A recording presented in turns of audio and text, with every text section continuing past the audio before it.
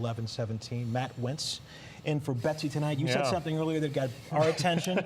Multiple big storms. I'll tell you what, this pattern that we're getting into later this week was going to carry over for several days, and I'm talking maybe 7 to 10 days, and it's a pattern that tends to generate some decent storms around the eastern half of the country. So whether we're on the rainy side or the snowy side of these, that remains to be seen, and obviously a lot of details to work out. But we'll start with tomorrow, kind of a quiet day tomorrow, much like today. We're going to start with more clouds than what we've seen. We'll be in the 30s, and by afternoon and evening, we're talking variable clouds and a bit of a breeze. But those clouds continue to thicken up. This is out ahead of a weak weather system that's going to slide down to our south. You can see some radar returns back towards Illinois. This isn't going to be much of anything. Lake effect snow still going pretty strong up towards Lake Ontario, but we settled into high pressure, got to see that sunshine today. And this system will slip down to the south. Our next weather player arrives tomorrow night on into Wednesday morning, and that is going to be a clipper system coming in from the north. Not a lot of moisture with this. What it is going to bring is a wind shift and some colder air. Wednesday going to be markedly colder than where we've been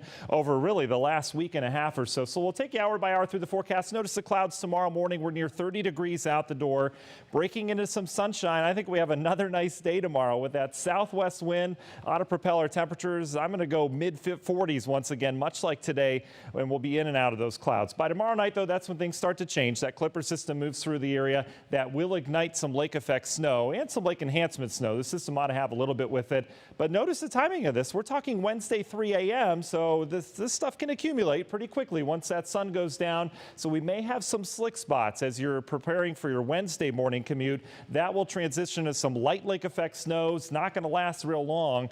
But temperatures in the 20s to near 30 degrees. I've got low 30s. It's going to be much colder on Wednesday. How much snow are we talking? This is an early look at the models. Notice the snow belt. We're talking 1, 2, maybe 3 inches and a trace outside of that, but it's going to be a little bit different on Wednesday. But beyond that, here's the jet stream. It's been coming at us from the northwest. That cuts off the Gulf of Mexico. But look what happens Friday.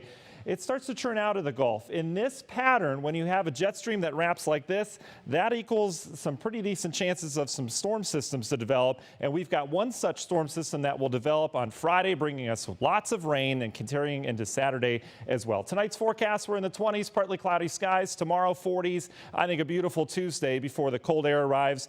Universal Windows Direct 10-day forecast, bringing on the rain and the warmth on Friday and Saturday. And then next week, perhaps another storm system gets going after that. We'll be right back.